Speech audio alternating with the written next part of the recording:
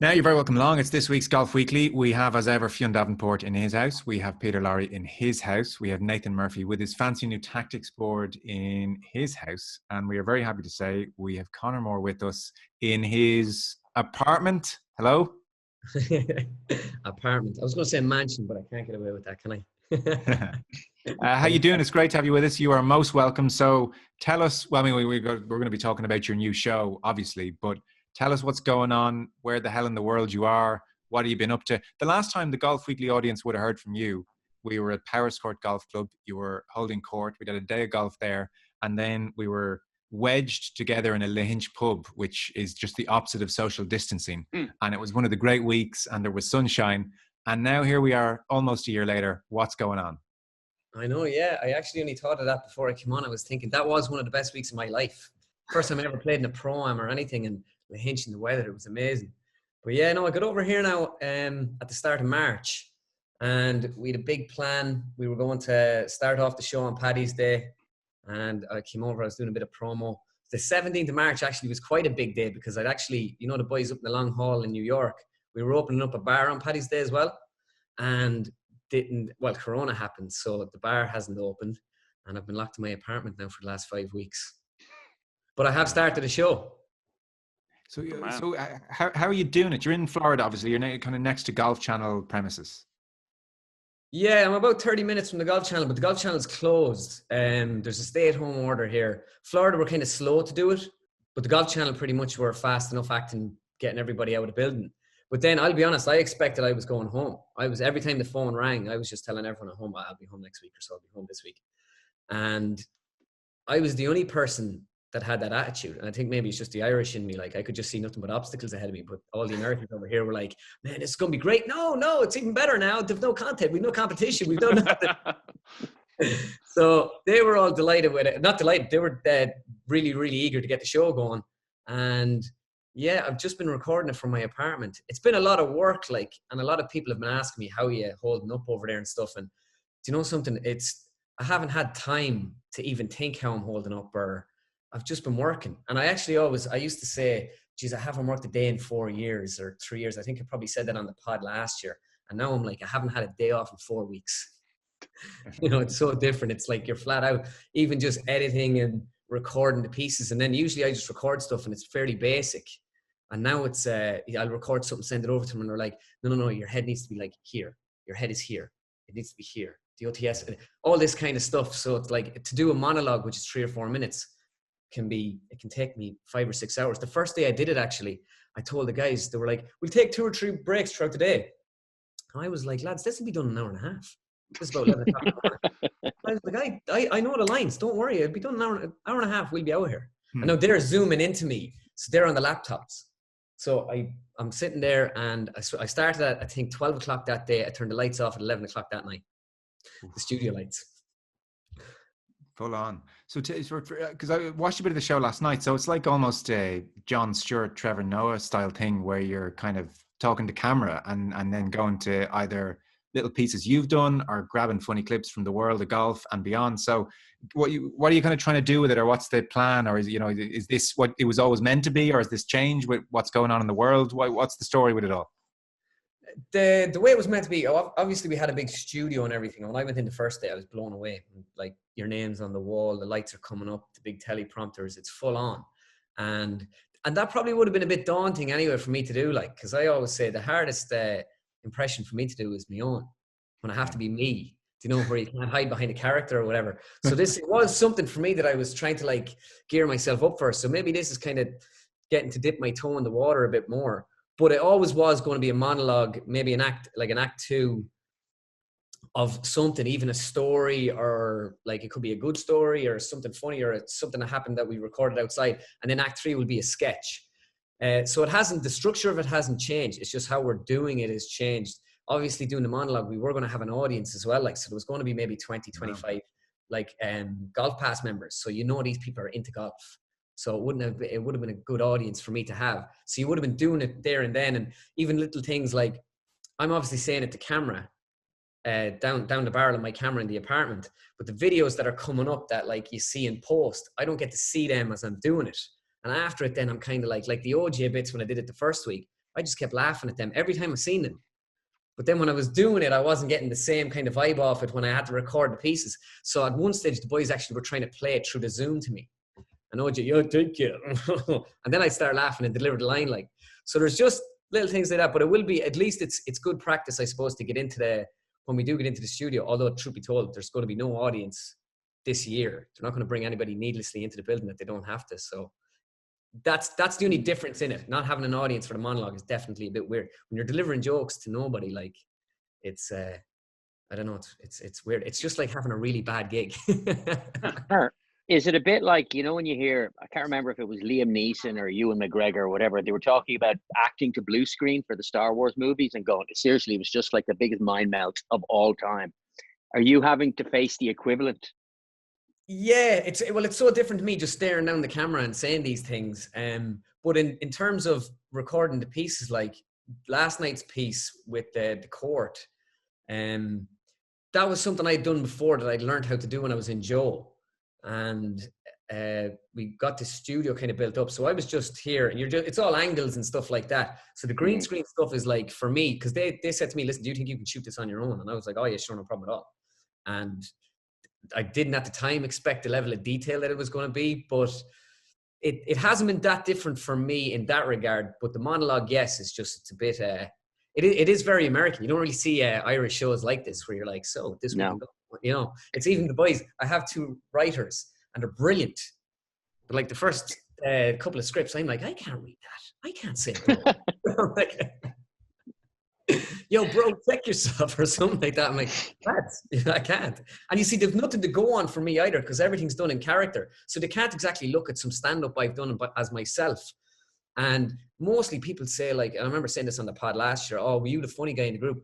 Not necessarily, but I was the storyteller of the group. So I can kind of tell a story and a yarn and stuff. But in terms of delivering jokes, so these boys are now, we're finding our feet. Like, you know, it is brilliant to have them. Like, it is such a help. Even the way that, like, I was never brilliant at English. So even piecing the scripts together and stuff is on a different level, sort of. So that's a huge benefit to me. I must say there was a VT you did at Bay Hill, and just I won't give any spoilers to anyone who hasn't seen it, but like basically you're asking just randomers 5 questions and they have to get the questions wrong. And like at the start, I'm going like, this is way too simple. And I swear to you, I absolutely, because I was answering questions wrongly and I failed every single time. I have to say that made me laugh quite a lot. It was very, very good. Where I got that game from? I got that game from the internet one day, and it was a website called How to Pick Up Chicks. I'm not joking you, right? Times were really hard there at one stage. So I was looking at 5 questions. You ask them 5 questions, and you just catch them out on the last 2. Usually, most people will get the first 3 wrong, and you'll either get them on 4 or 5, and it is kind of a con job you do with them. And they wanted me to go do man in the street stuff, and I was a bit like, I don't want to, like, I want the show to be something a bit different. I don't want to go out there and be like, so asking them questions about Tiger or something. I was like, it's all been done before. I was like, I have this game. It was a 5 questions game. They're like, where'd you get it? I was like, I used to do it to get free pints off people or whatever. I was like, it was actually a thing to pick up chicks, how do you get talking to them in the bar? So, yeah, that went down really well then as well. Yeah, everyone was, it was something I think you can keep playing then when you go to tournaments if we ever get back to that stage. It's brilliant. Yeah. How did the show come about then? Because obviously things have been going incredibly well over the last couple of years. Was this an idea you had that you were bringing to Golf Channel and just waiting for the right person to come along, or did they have the concept in mind and were just waiting for the right presenter? They had the concept in mind to me last year, and when the first thing I said to them, I was like, that'll only work if you have a live audience. I was like, because they were saying about John Oliver and Trevor Noah, that kind of vibe, and I was like, those guys are telling jokes to people. Again, I was being really Irish about it, like seeing all the problems ahead or whatever, and they were like, nah, this is gonna be great. And then just over the course of a couple of months before Christmas, then they said to me, would you be interested? And I was like, well, I'll have a look at it after Christmas. And we did, and to be fair, like they've been brilliant so far, like, you know. And it, again, having them kind of people around you that are like just so eager to get it done. And yeah, how it came about, it was definitely their idea. It wasn't mine anyway. So it's good for me as well. Like I say, being presenting apparently the president of the Golf Channel, when he seen the first episode, he said this kid could be the next Joe Malloy. So They're big shoes to fill. You'll be interviewing the CEO of Shell at the end of the Shell Houston Open, thanking them for all they've done for the world and for the environment in no time at all. Because Conor, there is such a rich tradition though of the monologue, and you know, people writing the jokes for Jimmy Fallon or Jay Leno or all these guys going back. Like, if the world gets back to normal, would you see yourself going around to comedy clubs and trying to get really good at that, and you know, get your material and get writers and almost become not a stand-up comedian, but you, like, the American talk show host is so multi-talented that they almost need to be part stand-up comedian as well? Oh, completely. And they all are. They all have that background. And I've kind of been fast forwarded into that. And there was actually an improv club that I was going to go to. The week we were told we weren't stay at home, but everyone was kind of like, right, it's not healthy to go out there. So I actually intended on doing improv classes and some stand-up comedy here in Orlando, because I kind of thought I'll get away with it here. Unless you're a golfer, no one's going to recognize me out there. So I was like, I can go up and bomb and die up there and everything, and it'll be fine. So I did. I planned on doing that. And on top of that, like, I planned even in Ireland last year, kind of just things get kind of busy, and then you can't like try to be jack of all trades.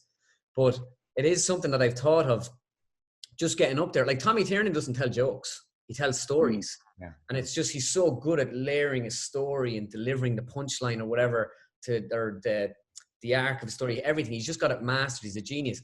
So like, anytime I've tried, like, at the end of the day, I wasn't an impersonator 4 years ago. And now I'm seen as this big impersonator, like, you know, so to me, like, it's just another skill that you could, like, if you worked hard enough at it, like, I'm sure you could get really good at it. But I definitely think I need to do things like that and get uncomfortable. Even the last 2 weeks for me have been brilliant, because I've done something every day. I've done a podcast. I've been on TV here 2 or 3 times. And now it's all on Zoom. But I used to kind of like pick and choose these and go, no, I'll just do that one and I'll do that one and I'll do, you know, just, I don't want to be oversaturating things. And that, you still don't want to do that. But like, you have to get used to just being you and just going up and just feeling no pressure like that. Like, you do this every day, instead of like, all right, now make sure you nail this. So definitely there's a lot to work on, like, for me over the next couple of months. It's kind of hard at the minute with the way things are, even doing the monologue. The hard part of the monologue at the minute is having no, like, golf. Like, you need golf. But the only thing about, like, I suppose Golf Central Morning Drive and these shows, they've been postponed. I think they're back in the air this week. But my thing is make-believe. So they're like, listen, you can just make it up in your head. But my strategy for the last 3 years of making videos was always being relevant, funny, and being timed well. And now relevant and timed are kind of gone out the window. You know, you're not catching a trend or whatever. Even like the court case last night is about Tiger and his caddy, where he shoved the guy. But you definitely have to be inside golf to know even that story. While some stories, every sports star or every sports fan will know those stories. So you're kind of lacking that at the minute. So we just have to get creative. When you're sorry, Phil. Sorry, Peter, go on. What about David Flaherty? Has he reached out to you at all, or have you been speaking to him? I haven't actually reached out to him this year. I met him last year at I think it was the Open or something last year. It was the Players. Great fella, like, you know, and I must actually give him a shout, like, because he's, as I was saying to the writers over here, I was like, when you were thinking about writing for me, maybe think about what you'd write for Flaherty. Yeah. Because, like, being Irish, like I was saying, it's very hard for me to come on and go, hey, you know, what a weekend golf it is today, or, you know, that kind of way. So I'm like, we're definitely more subdued. I would say maybe it's the weather or something. We're just a little bit more depressed over here. But I was like, I find it hard to come on with all that that vibe. Now, maybe it's something I'll get good at and develop as well. But I think I have to get on to Flaherty maybe and ask him how he does it. I'd be very interested to hear how he does it. And it is kind of relevant to that I wanted to ask you. So, like, obviously the last 3 years have just been like runaway success for you. And this is, despite the stutter step of this crisis, this is a major, major step for you. Like, are you, I mean, do you have like a plan, like looking ahead for the next 3 years, and you've kind of got a fixed plan that this is where you want to be this time next year, the year after that? Or are you kind of taking stuff as it comes?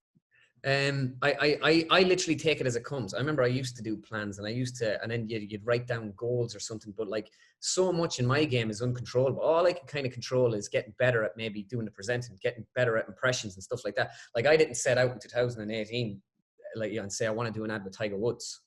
You know, these things just happen. And kind of the harder you work, you know, that old saying, I don't know, it was Arnold or Gary Player, whatever that's saying about the harder you work, the luckier you get. So for me, I never really think of too far down the line because you never know. The only thing is I kind of think if you add enough strings to your bow, you'll never be out of work. You'll always have something to do. And even if it ends up being a presenter of something or anything back in Ireland, you just never know. So for me, I just kind of focus on, like, not to sound like a soccer player here, you know, it's the next game, but the only focus I have now is just making sure next week's show is good. And that's pretty much all I think about. And then if that happens, and also like, because the coronavirus gives you, it is a stuttering step in a sense, but it's also like an opportunity for me. I'm doing a lot of soccer stuff because no one knows. The golf could get cancelled for the rest of the year. Like they could bring people back out, everyone gets really sick again or whatever, and it spikes, and they'll say, right, we can't do it until there's a vaccine. So there's no guarantee the show will last the full 20 weeks it's supposed to last. And I've been told that, like, anything could happen, whether it's financial or whatever. So like I'm using this time as well to like brush up on the soccer stuff, because I do about 2 soccer videos a year, but they tend to go viral anytime I do them. I'm like, I should be doing more of them as well. So just if you've enough kind of strings to your bow and then you've enough games you're involved in, whether I do the GA, the horse race, and you'll never be out of work. So I kind of take it like that, just working myself all the time. And these opportunities then just kind of come if you're doing your own job well. You've obviously got a good sense over the last couple of years of the American sense of humor, but a show like this is different. It's not just impersonations. It is that 3-4 minute monologue at the top, which when you look at the regular American talk shows, like it can be quite cutting at times, and it's probably aimed towards politicians and they have a freedom to chop them down at the knees. Like golf is a pretty small market. Like, have you had to think a lot about how you get that balance of being able to rip the piss out of the golfing community, but it is just the golfing community in a small community that you're playing to? Do you know what? It's actually a great question, because it was one of the first things I told the writers when I seen some of the stuff come back to me. I was like, you know, there are easy targets in the game, and we can like take the mick out of a few players or whatever, but in a very, very playful way.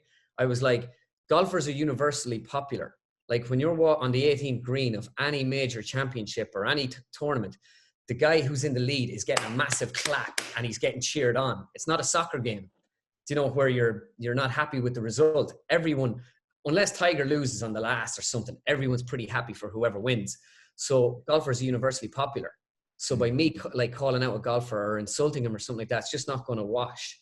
And on top of that, like any of the golfers I've met, you know, have always been really sound to me and really nice as well. Like, so I don't have a gripe with any golfer or anything. And I always say when I'm doing the comedy, whether it's in the GA or whether it's in soccer or whatever, I'd like to think that when I do it, we're all laughing, I'm laughing, but also Poulter's laughing or Gary Player's laughing, and that they're all laughing at it, that it's not cutting in any way. The one guy... I was going to say, I think that's one of the best things about it is that they're all sort of in on it as well. And I don't know if, you know, by week 7, if you were really like hammering on Patrick Reed, I think people would start to feel like, does he really deserve this the way Donald Trump should be getting it from Jimmy Fallon? Yeah. And on top of that, who am I to be insulting them? Yeah. You know, well, not like I'm some brilliant golfer or anything, you know, that I won all these majors and I'm now insulting these guys. Like I have to, and there's not even a line you have to tread. You don't even need to go near it. But like, you know, even like last year, I wouldn't have touched the whole Kuchar thing because it was really sensitive subject. But then I seen everyone's kind of even Phil started joking about it. So I touched on it in the first episode on Zoom. He wouldn't pay the $9.99 for Netflix. It's just a gentle jab, this kind of thing. And I kind of just try and, I've told the boys that when they're writing it, because they are, the guys I'm with, like, are from that background as well. And they're all, like, we're all in agreement as well. Like that you just have to keep it in some way. Just think that they'd enjoy it. It's like when I did a gig in Pebble Beach a couple of weeks ago, and the one guy I probably go a bit hard on, but he's twice been asked about, is DJ. You know, where I'm like, oh man, you know, it's like, oh, where am I, man? You know, so when I'm doing him, I'm a bit like, did I go too hard on DJ there? Yeah. But then he was asked about, like, what do you think? Yeah, man, I think it's pretty funny, you know. But I was doing a gig in Pebble Beach a couple of weeks ago, and I was middle of doing DJ. And I was like, the guy asked me a question. I'm like, that's a really good question, man. Can you repeat the question, please? You know? I start doing them, and then everybody in the middle of it, everyone's laughing at it. And he's one of my most popular ones at Live Gig. But then they're hysterically laughing at it. They're like, they're just going mad laughing at it. And I'm kind of going, what's happening here? And everyone's not looking at me, they're looking out the window. It's a DJ right at the window talking to somebody, right? And I'm taking the complete nick out of him. And I just looked at the crowd and I was like, you know, I just saw myself out there, man, so I'm going to stop. So I just completely stopped. But yeah, like I said, like once, I think you just have to toe the line with them. And but I think I do that in most games. But soccer is different, kind of, where you can slag off teams, but it's a whole collective. You're not aiming for somebody. Golf is individual. So who are your most popular then? It was interesting you mentioned DJ goes down well live. Who do you know you need an audience to wake up? Who are your go-to 3 or 4? I always kick it off with Porter. Okay. I always kick it off the same line as well. I kick it off and say, well, I have to say it's an honor for you people to have me here today. And that's the first line. You had to laugh. Home run. We're good. Yeah. And then something like this. It's like being the Ryder Cup captain. Porter, you're out first. So he goes out because I remember doing my first couple of gigs, and I would have started off with the weaker ones, thinking I leave the best for last. But you have lost the crowd then halfway through, and by the time you get to the good ones, they're a bit like, nah, this fella's shit. You know. So I start off with Porter. Gary Player is becoming massively popular, huge, and he's actually featured twice, like in the first 2 episodes. And I didn't realize I did this until I did a Sky Sports interview on Sky Sports News last week. And they asked me about Gary Player, and they asked me about, do you think it should be postponed? And I was like, well, I tell you, it's a disgrace. I mean, players nowadays, they need everything. They need it all. They need it all. The football has to be right. The club has to be right. You know, I played through the swine flu, the bird flu. I played through the Spanish flu. I came third at the Open, and I was often been diagnosed with the man flu. I was like, I've had it all. So I know what you're going to say. That is Sherlock Nan. I was just going to say, it's so close. I didn't even realize I did it. And I was on Sky, and I was like, oh, the boys are texting me going, genius, I see what you've done there. Because everyone says to me, I always come out with this usual, it's always something I'll say at home. I'd be like, if Sherlock Nan was famous in America, sure, I'd have it made, or I'd be a millionaire. You'd be stuff like this. And then the lads were like, you've got Sherlock, you made Sherlock Nan into Gary Player. But then I was thinking, how did I not think of that? Because they're the same in a sense. They're the old timers. They're tough. You know, they look at these young fellas nowadays and they're too soft. Yeah. And like they're very vocal and opinionated. And I'm like, boom. I might put the hat on them and all. Player must be a hard one to get that balance in terms of, because in many ways he is beyond parody. So, and the only thing then is that it somehow ends up being quite insulting to a beloved I know, member of the golfing community.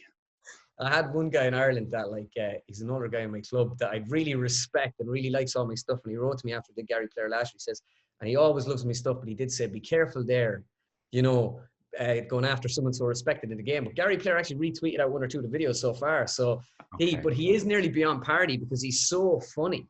And some of the stuff he comes out with, and he's staring at a guy like that, you know, and I tell you now, absolutely. Like, he was asked a question one day on an interview, and the way he just talks about something else, or he talk about food or something, and he switches it all up, and then it's about him, and you're just like, this fella's. Have you seen the video he did with O'Driscoll a couple of years back? Was it a HSBC gig? Yeah. Over in Abu Dhabi? Oh, it is 5 glorious minutes of television where I think there's a lot of pounding of the chest in front of O'Driscoll. Yeah, that's what I did. That's what I did last year with the whole. When I did him first, I went, I tell you, these players nowadays, I tell you, McIlroy thinks he's good in the gym. I tell you, look at me, look at that, hit that. Like, I hit myself, and then it was like, whoa! He was at the breaking his rib. I was like, oh, look at me.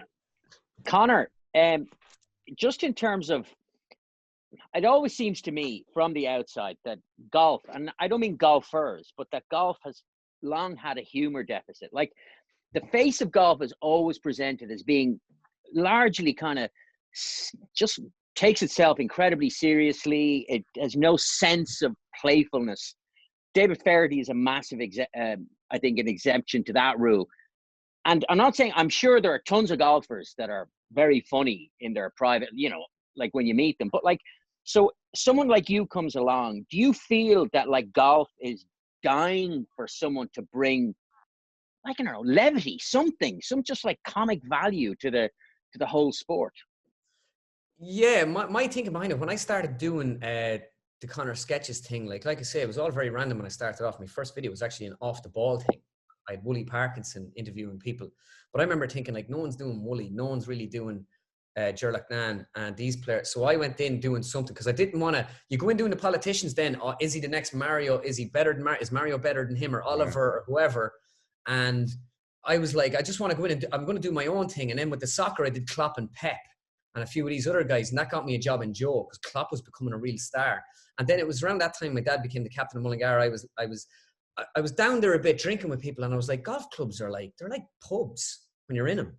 Bunch of fellas in there, and even the women and everything, they're all just mad for the crack, and they're all telling stories and yarns, and they really loved that kind of social aspect of the game. And I remember thinking, well, no one's doing golf comedy at all. Like, never mind characters, like it's not been done whatsoever. And then, like I was saying about timing it, like I had that thought around Christmas time, and I was like, right, I'm going to do a video, and the time to put it out then is on the Monday of the Masters, because it's like doing the stuff now. Your numbers aren't going to be great right now, because it's only the real golf fans that want to consume golf content right now. You have to be really into the game. But if you're going to a major championship week, everybody's watching it. I was one of those people. Only watched golf 4 or 5 times a year, but was really interested when the majors came around just as a sports fan. So yeah, it's all about just, for me, yeah, it was all about like just going somewhere where it was, I thought it was there. I thought like and people always say that thing about them being stuffy as well, which I just never got. I never got that from golf clubs. Now I know people, there's maybe an elitism thing in golf clubs, but in terms of when you're down there, it's all a bit of crack. It's a bit of a laugh, drinking pints.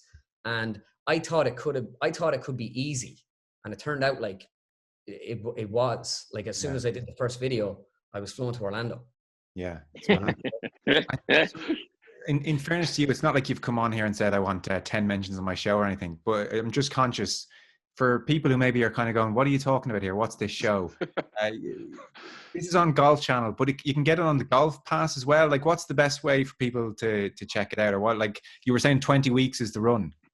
Yeah, well, hopefully now we're doing 8 weeks, and we see what, like, we have to check and take stock and see, is there a point to doing it if there's no golf at all this year?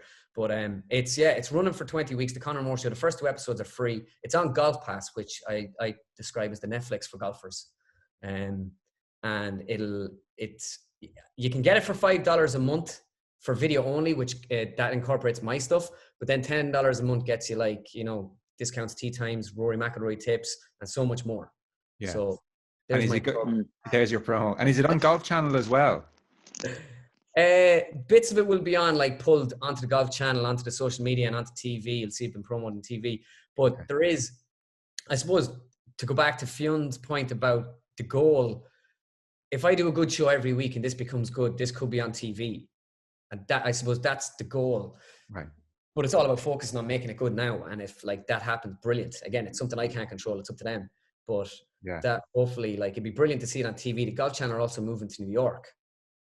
So that for me is just music to my ears, because I love New York. I like it down here, but it's, I'll certainly come down here when I'm 65 and retire. Yeah. For now, I'd rather go back up to New York to all the lads. Your liver won't survive that move. I know. I've got a girlfriend now and everything. Totally calmed down from last year. It's a new week. You got to wait for it. I can see it now in 2-3 years time, live from New York. It's Conor Moore. Hopefully, yeah. That's the plan. I'll tell everyone now. I formulated a plan with Fionn Davenport on the Off the Ball podcast. I had a question and it's gone. Sorry. I've just realized I've muted myself the entire time. I made 4 brilliant jokes.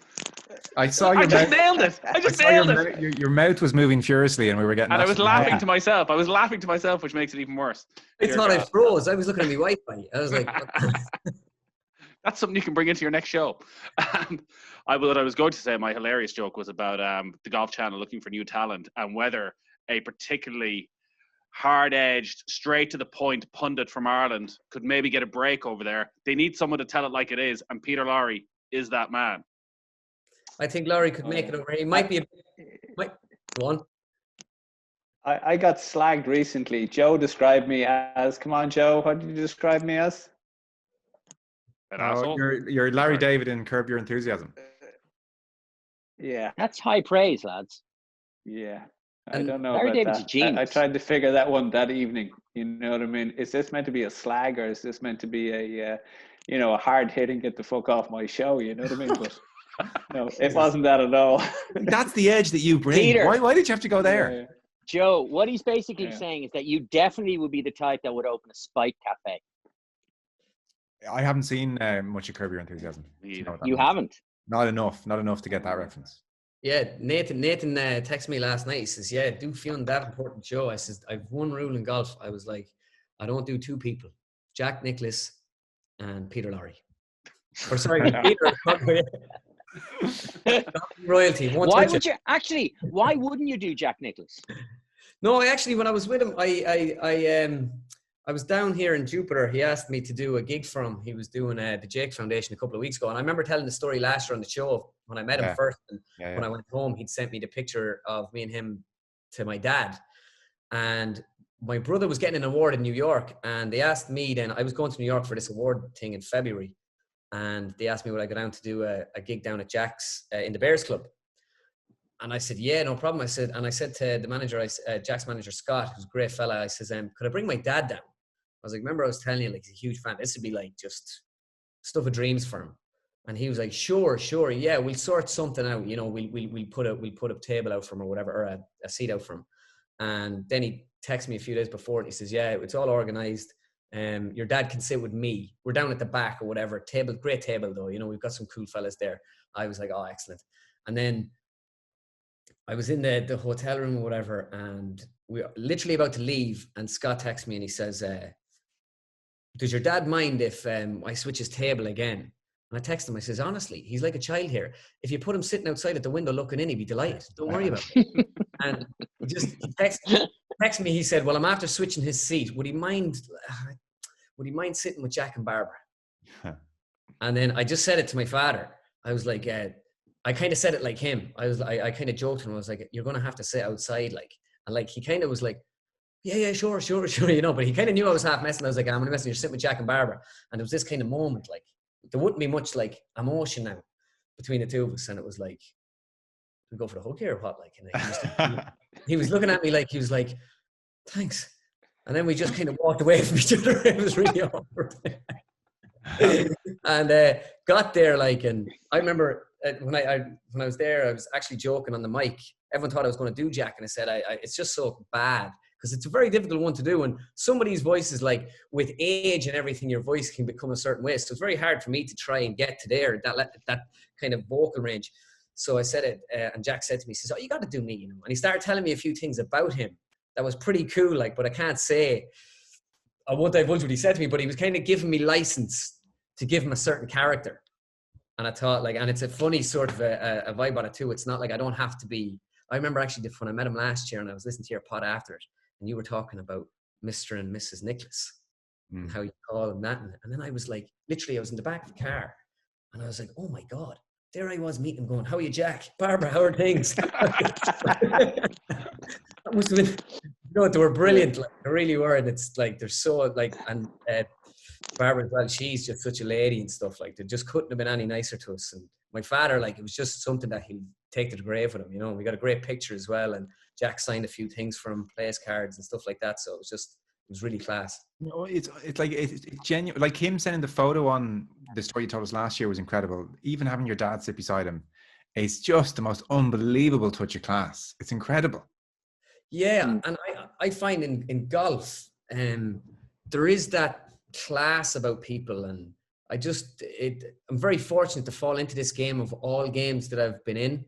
Like, I don't know, maybe even it's an Irish thing, but like when I'm over here, I find like people are inviting you everywhere, and I meet the golfers, and even doing a thing with Ricky, and Ricky was like, when you come down to Jupiter, we play golf, or like even getting to know Shane. They're all, there's a real class to them, you know, and it's something that it's amazing. Whether like even doing the thing with Rory there at Christmas and stuff, like I was watching Tiger a couple of months ago, and I was thinking, if someone told me 10 years ago, I remember watching that putt drop in with the Nike ball at the Masters in 2006, and I was like, if someone told me like in 15 years you're going to do an ad with that fella, I'd be like, what am I going to do? Like, what's in store for me in the future? You know, If somebody told Tiger that though 15 years ago, he wouldn't have believed it either.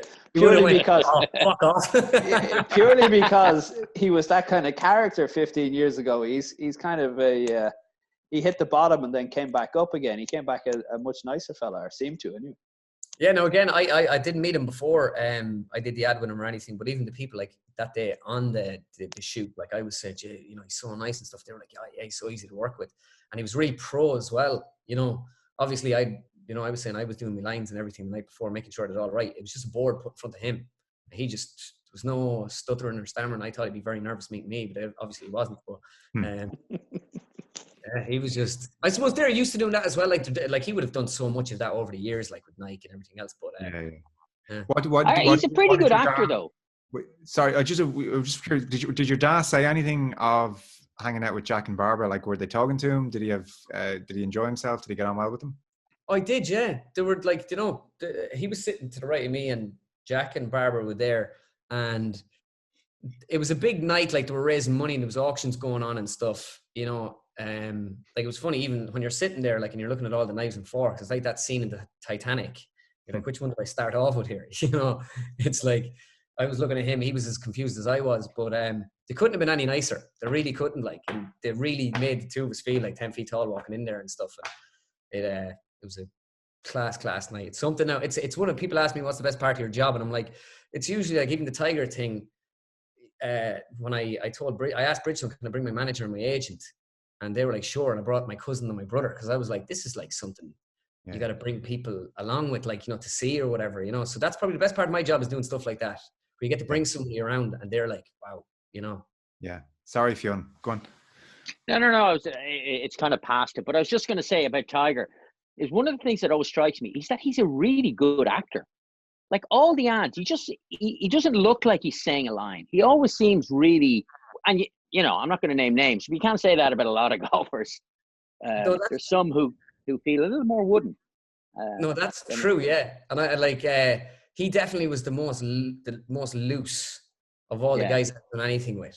Very just, and then it's like what's the line? And then he's like, all right, well, you know, play with the Turbo RX, and he's just looking at me and stuff. And he was, I would say my acting in it wasn't great. People often say to me, like, sure, you're an actor and stuff. I'm like, it's a bit of an insult to call me an actor. I get into character all right, but when I get to like even doing the thing with Rory there at Christmas, usually I'm not giving my lines to anybody but me. So timing isn't an issue. Timing is done in the edit, so you can hold off. So I give myself a bit of slack at the start and at the end, and then I hit the line. So I can time that, like, and then on the computer I can go, right, that's delivered well, boom. But when you're doing an ad, you have to act, and you have to, like, your timing, everything. You have to think of so many different things. And I suppose I'm doing a lot more of that. Even the Gimme sketch last night, although I wasn't really, it was more on the other guy. But who is the other guy, by the way? He's just some actor. He was a theater guy that one of the guys the Golf Channel knew, and he literally was called the night before, do you want to do this? And he rocked in, and we just let him off.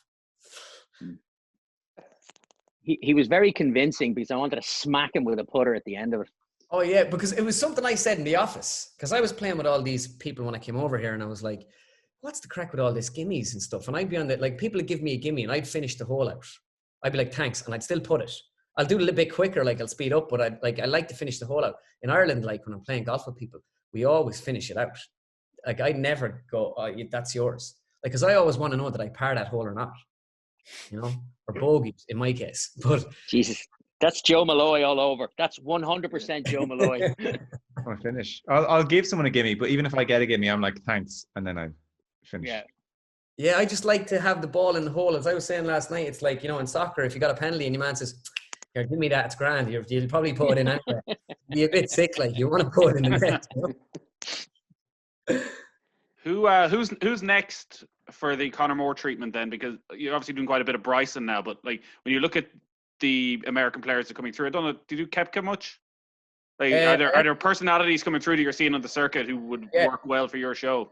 Big time. And Koepka's brilliant as well, because he just, like, he's the kind of new age golfer where he's just saying what's on his mind. Rory does in a way too, but Koepka's kind of going next level with it. Like, where even when he was saying about Patrick Reed and stuff, he's like calling people out. Yeah. And he is. And then I have a sketch with him done. It was recorded. It was supposed to be probably the first sketch of the show, but it's done outdoors. and it's me in the driving range being confronted by all the players going, we're sick of this. So they're all standing pretty much in a line, and I'm taking a few shots, and Kepke comes in at the end, and his question is, why don't you do me? But he's annoyed, you know, where you're doing all the rest of these losers. So, do you know, Conor, these lads have a love affair with Jordan Spieth. Is he certainly in your repertoire? I did him for the Open last year, and I actually I remember nailing Jordan, which is the only character this ever happened to me. I got Jordan in a sketch one day, and then I kind of lost him. I was like, yeah, well, very excited to play, and you know, it's a really good tournament, and I kind of, you can hear him there, he's there, but he's just not kind of perfect yet. But he definitely is there again, and not to insult anybody, you're always trying to be relevant as well, and he's played really poorly over the last year. So like, if I start going in on him and start talking about how poorly he plays or certain things like that, I try to stay away from that. Like, just like, it's better to knock the guys. Yeah, it's better to knock the guys nearly, or take the make out the guys that are doing well. It's like Poulter. Like, it doesn't matter what Poulter does. I remember doing at the Open last year, 2 years ago. I did a video of Poulter talking to David Flaherty. Flaherty was the psychologist. He was like, so how are you in here, Ian? You know? And Poulter was like, you know, they're trying to prove the courses out there, you know, stop me from breaking Jack's record. And I was giving it all this kind of stuff in this room, and he's crying away but it was supposed to go published on the Friday of the Open, and then Poulter missed the cut. So this is pre-recorded. So it wasn't like I jumped on it straight away, but to Poulter, I'm thinking, he's going to think he's after missing the cut. And this little bollocks is after coming doing this now. And I ended up asking the Golf Channel not to put it out. And they said, no, it's fine or whatever. And then my phone, it was out about an hour. It wasn't doing great numbers. Like, it wasn't doing great. I was kind of finding my feet at the time. And then this quote tweet, Ian Poulter. And I went into it, and he goes, you know, and it was the first time I think he ever tweeted anything out about me. He goes, you know, I've had a shit day today. I look at my phone, I see this, and it's hilarious. Top man, one of sketches. Even when I did the gig in the house with him a couple of weeks ago, like, as soon as I walked in, he is like he's like the most normalist of them all. All right, mate, love it. And then I was kind of saying to him, geez, I hope you don't like obviously I'm taking a mic and everything else, like, it's all whatever. And he was like, mate, go as hard as you want. I don't care. You know, you got to do. And then That's great. He's a great fella. He actually is a great fella. Like, he's very charitable and everything else. And when I was over at his house, like, him and the family, he couldn't have been nicer. Yeah. Do you like living in the States? Could you see yourself being there full time? Only if things got so good that I couldn't move home. At the minute, like, even last year, I lived in New York for 6 months. I came home around that time. I did the pod with you, like, and I was happy to be home. I am a home bird. And then even the sports at home, when I got over here, like, and GA Go gave me the password and stuff, I was delighted. I was waking up on a Sunday morning and I was watching the Gaelic or whatever, you know, the hurling. And you're just, you still, you know, or you're listening to the podcasts or the radio, even off the Ball AM or whatever. And then now it isn't really like that. You're missing all that. But I kind of like, I'd like to think it'd be great if I could do this and live here for 6 months and live at home for 6 months. That'd be the dream, but that might not happen. It might not be feasible. But at the minute, that is what I'm doing. And when this ends, I will go home. You must feel fairly optimistic that Florida will open up maybe quicker, perhaps, than other places. I mean, Governor DeSantis, he decided that professional wrestling was key, essential work. And, you know, he's interpreted the lockdown in the loosest way possible. So do you see golf opening up, and particularly in a place like Florida, which is, you know, 60% about golf? Did you watch my monologue this week? That's not out till next week. Oh, no, go on.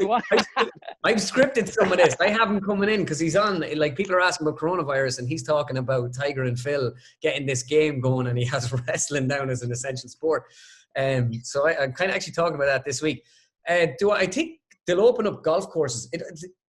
It's so weird watching. When I came over here first, I was really enjoying watching the news. I think Lowry spoke about this in the pod a couple of weeks ago. Like, you turn on one station and you're getting one thing.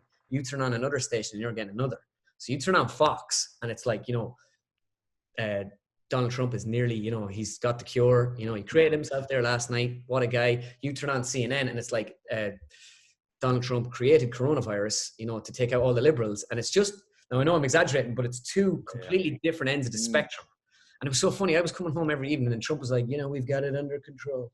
It's so under control. I mean, nobody knows viruses more than me. I mean, it's, you know, it's very, you know, we're nearly to zero. And all of a sudden I came home one evening and I turned on the television and there he was with his head and he was like, this is not under control. I was like, but I was enjoying watching the news there for a while and now I've turned it off. I think golf will open up down here. There's no way you're going to put fans, I think, this year, like even little things like the bar in New York, this year you'd write it off. I just don't even think it should open up. I don't think putting people in crowds is gonna work. Like the masks are going to be given to people to go to work. Yeah. And you're going to be social distancing from work. And then if people can work from home, they're going to work from home. And it's going to be like that until there's a vaccine. So again, I don't like you don't know in America, like I say, even with my show, they can be so optimistic and positive. They'll say, let's do it. But then like with the Spanish flu 100 years ago, the second spike was the worst.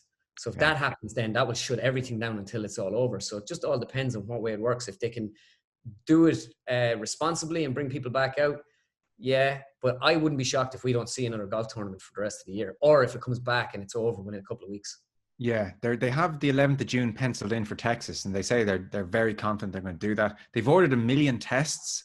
I mean, I'm not even sure about the ethics of ordering 1 million tests when there's probably shortage of tests around other parts of the world, but they have 1 million tests ready to go. They're planning on doing it the 11th of June, the PGA Tour, that is. But as you said, I don't think there'll be a crowd there. Ryder Cup will probably be cancelled for that reason. Rory came out and said that doesn't want to have a Ryder Cup without fans. Like, it's the second wave. The problem is nobody knows what the consequences of loosening any of the restrictions are. You know, we and then there's a 2 or 3 week lag. You have to see, is that okay? And I think you mentioned it earlier on. Like, if a player tests positive on a Friday, that's tournament over. Oh, yeah, done. No, although they do want rapid fire testing, which would, if let's just say, for instance, a player gets the coronavirus Friday, all right, everybody inside, we're testing everybody. And then if you're able to tell straight away, and that depends if you have access to a test like that, but that's the only way this can work. Because I think it's a massive financial risk to actually go ahead with these things with such uncertainty. Yeah. Because like golf isn't like soccer where you could maybe isolate those 20 Premier League teams and play games in different parts of England over the course of a couple of weeks. But you can't isolate golfers because they have to travel. They got to go through airports and they got to get into cars or Ubers, you know, and it's, yeah, I'd love to see it come back even just for my own show because like you get the content and stuff, but I wouldn't harbor, this is me being Irish again, I don't harbor too much hope. We're all doomed. That's your general. Jesus. It's like the WhatsApp group I have at home with the lads, my friends back home. It's just doom and gloom. I'd be telling them, I'd have to mute it, like, because even if I put in something positive, they're like, nah. We're like this for a year. I know. Well, listen, we've taken up plenty of your time. I'm sure you are busy and lots to be doing. So thanks so much for doing this. Great to have you on again. Strange bloody circumstances. So you're on your own in that apartment, are you? Yeah, effectively. Although, you know, thank God for social media. And that's why I've kind of done more of this than I've ever done in my life. I'm doing Instagram lives with people most days and whatever. It's you're just still tipping away. Like I say, I'm that busy now. I haven't really thought about being lonely. Where to find chicks.com. Yeah. And well, I have to FaceTime the girlfriend, Nathan. So stop, don't say that. She won't listen to this pod. It is great though to even just have that, like, you know, you've someone to talk to every day. We actually don't call each other anymore. We have to FaceTime. Which is good. I want to talk to someone now. I need to see them increasingly. Yeah, and I kind of find, well, me and her were laughing. We were like, even our mood is better when we talk, see each other, and you're kind of smiling instead of being on the phone. Because if like someone, you could be doing something, or if you're not listening, whatever. I don't know. It's just so much better doing it. And I was just saying, I was like, we probably do things like this for a long time after this. I know. Yeah. If someone FaceTimed me previously, I would have thought, what is this weirdo? What a weirdo. Now I'm like, why would you not FaceTime me? My house all set up for FaceTime. Right. Listen, we've taken up way too much of your time, but listen, thanks a million for doing it. Keep things going. So people should be checking out your show, supporting the show. Golf Pass is the place to get it. And best of luck with it, man. I'm sure it'll do very well. Lads, thanks a million. Pleasure as always. Cheers, Connor. Cheers, See you. Conor. Thanks, Connor.